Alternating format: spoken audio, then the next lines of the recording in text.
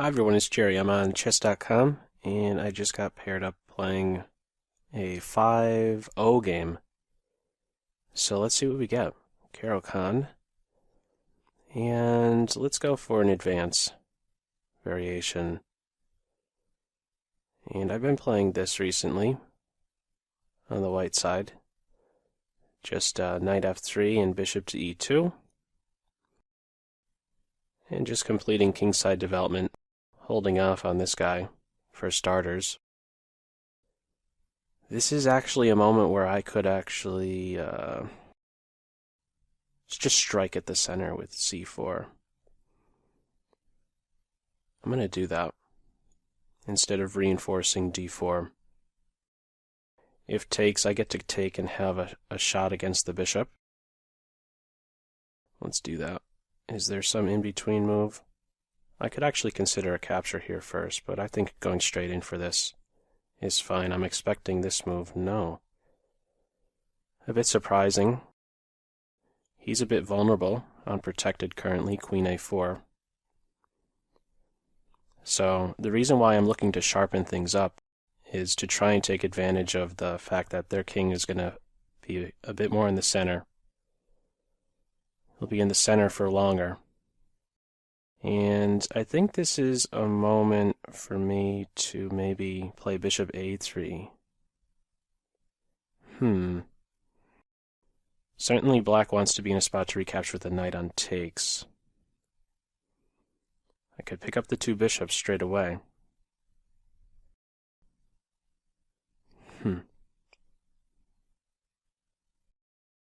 I'm going to go straight in for bishop a3 on castles, then I can take. Queen a5, bishop b4. They may just develop with knight c6. Let's see. Sharp position already.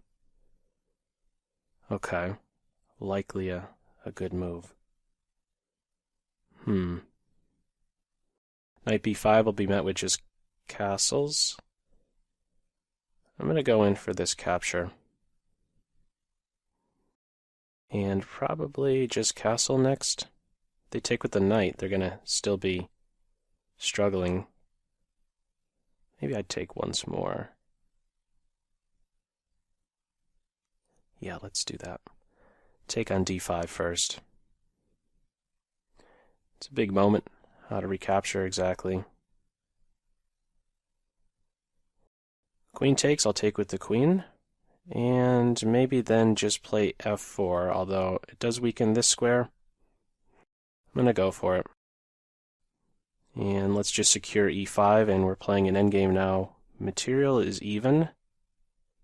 Yes, I had to do a body count just then. I've lost track before. Queenside castle, bishop g4. I'm looking at not castling, but rather king f2. I want my king closer to the center.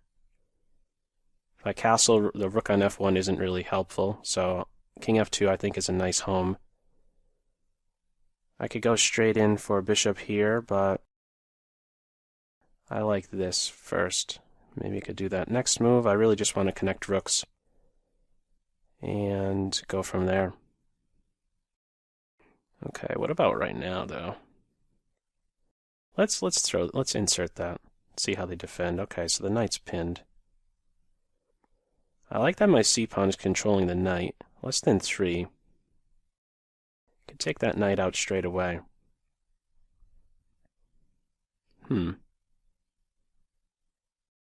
What about this move here? How do they ever get out of that pin? Let's try this.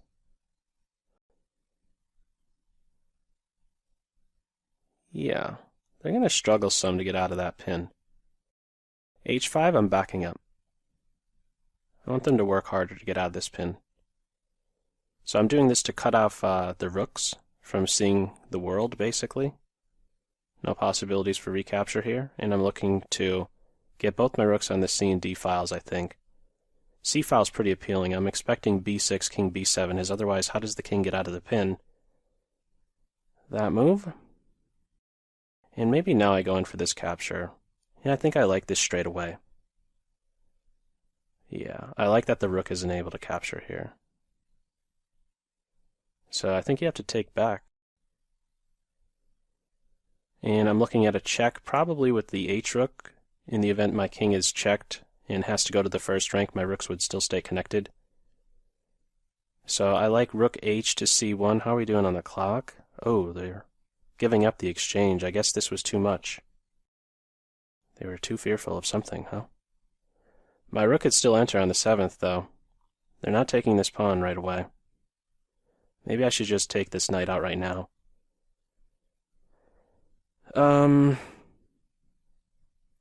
Yeah, I'm taking the knight out so my king can approach. I'm going to try to hang on to the center pawn. Maybe first I should give him a kick, huh? Tough call. Let's do this first. I'm a bit fearful of this because it helps the rook get active, a check. I'm okay if I lose this pawn. Still have something to work with.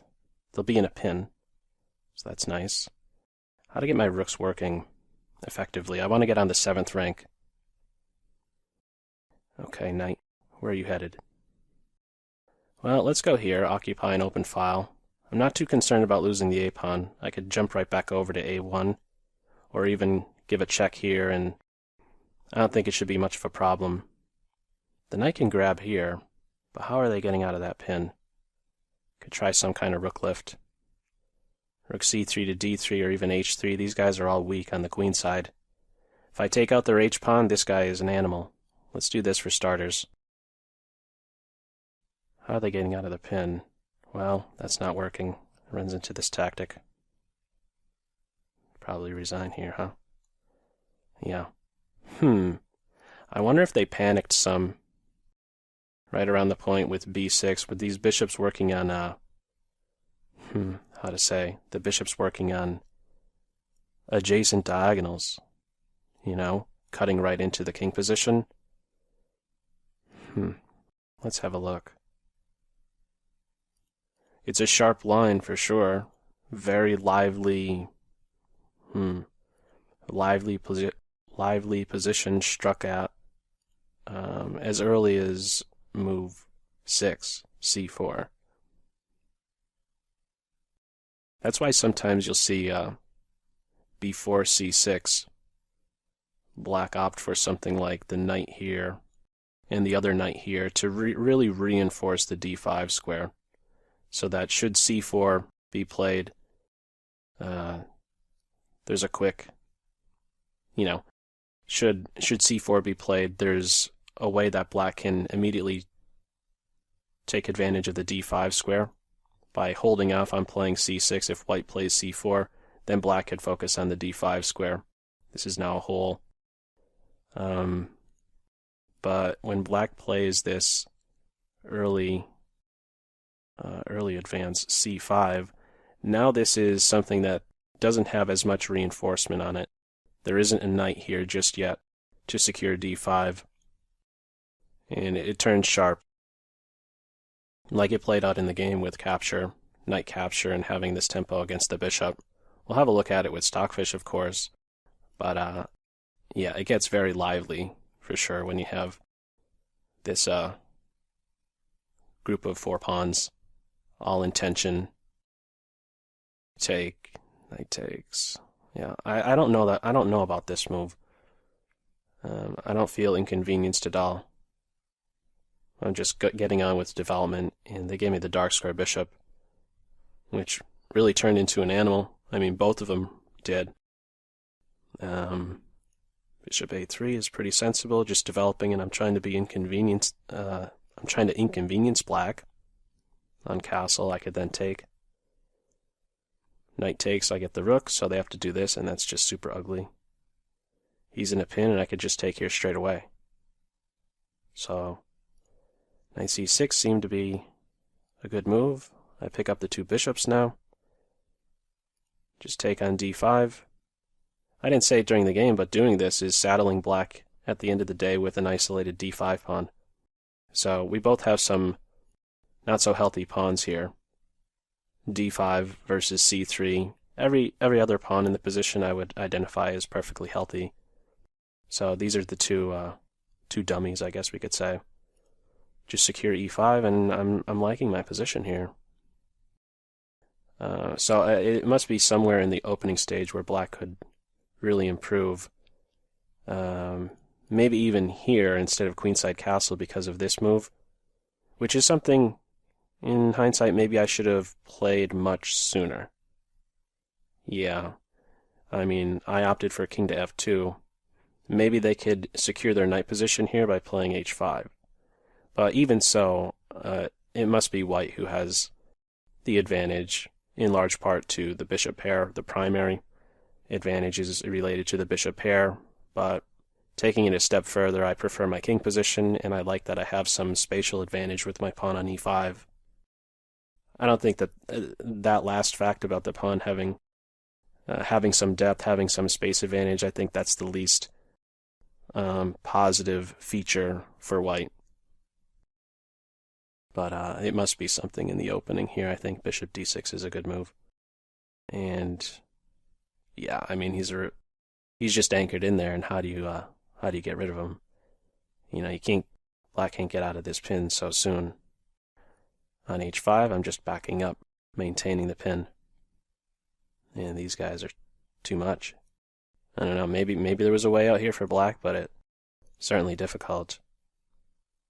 They felt the need to give up the exchange. And at this point, I just wanted to take, because, you know, the knights are soon to be connected. I wanted to make sure I could damage the whole queenside structure. Just isolated pawns everywhere now. And, well, it really didn't even get to this technical point where I go into Pac-Man mode trying to hunt down these isolated pawns. They fell into a tactic. Let me just double check something here. On knight there, what was I planning to do? Rook c6. I maybe spoke too soon about playing rook to a1 to grab the a7 pawn, because they do have knight to c3 hitting my rook, and then maybe even knight to b5. I don't know. It's a little bit messy, but I don't necessarily even have to go after the a pawn. I could seek some rook activity like this, looking to scoop up this pawn, and advance my own pass pawn. You know, maybe he could even push through with the help of both of my rooks. So it must be somewhere in the opening. We'll have a look with the computer in just a moment, but yeah, somewhere around here, black needs to improve, I think, because once I have the two bishops and we're in an endgame, yeah, I think it's just too much. Definitely a pull for white. But, okay, let's have a look at it with Stockfish and see where we can improve. Okay, Stockfish, let's see. Where did we make mistakes? How can we improve? c5. I know c4 is a move. It's not the best, but it's sharp. What is it recommending straight away? D takes c4. Okay. D takes c4, and then getting on with castles. It's a super open position already. A great weight ought to be played on fast development. So, I guess already taking on d4 is allowing a nice piece improvement with tempo. I did point out in the game, I thought that this was the right way forward, just to parry the knight for bishop exchange. Was that already a necessity? Because look at this shift already. Inserting the check knight c3. Takes, and is this an advantage that's only going to move forward, go up? Bishop a3, it wants to take straight away, but bishop a3 is fine. Takes, c takes d5. We're in an endgame, and the material is balanced, but I have a pawn advantage. Let's go with queenside castle. Oh, it doesn't like f4. I didn't think knight e3 was such a big deal. I guess they have to shoot for knight e3. Even so, there's still something. White is the preferred side here. After castles, king f2 is fine. Bishop g4 fine as well. Yeah. King f2 is fine. How many of you would have just castled here? It's important endgame stage. He could find comfort here. You know, keep him one square closer to the action once you know, the position is much more simplified. This is where he wants to be. So it should be king f2 instead of castles. And then bishop g4, bishop d6 is right. b6. Wants to take the knight straight away. Yeah, okay. Did that a little bit later. Taking still has something. Still holds some advantage. What was the big fear here? I guess on takes. I mean, what I was planning to do was enter on the 7th. I didn't have this in mind. Bishop e7. I was looking at this. Check. King b7. And then rook c7 is what I had in mind. And he's kind of running for his life. One of the difficulties you experience playing against the bishop pair is king security. You know, what color square can he really rely upon? These guys always keep him in check, so to speak. So, still an advantage in that line. They invested the exchange there, but yeah. Should I have given up the a-pawn? Is that alright? Rook a to c1 is fine. Let's just quickly look at knight takes pawn. Rook c6 would be good. King there. Oh, okay. Ah, that's very nice. You could insert the check with the c rook, and then bring the other rook over here, and then bad news for Team Black. They're going to be losing a rook, actually, if the knight moves. Right? Ooh, mate in 11 is already being called for. Pigs. Pigs on the 7th. But, what more to look at just before we even get to the endgame? Oh, the bishop takes b1 move. It's already critical at this moment right here, which is what? Knight takes d4. After knight takes d4, move 7. I guess black really has to look in at this bishop takes knight move.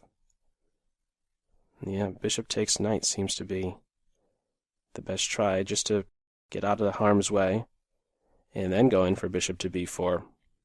Bishop d2, takes, knight e7. Yep. And then it's still a fight here. I have the bishop versus knight type position. Well, I have the bishop advantage over the knight. I think the bishop is an advantage over a knight in this structure.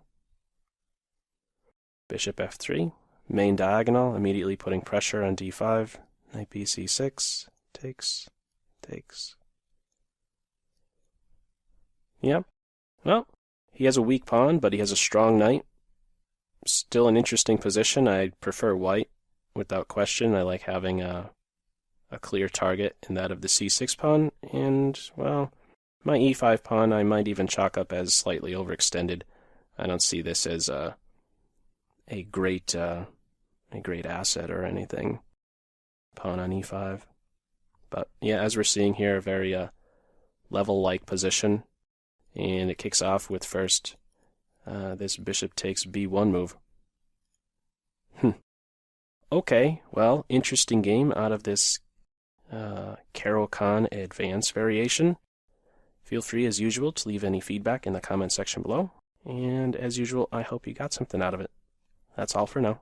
Take care. Bye.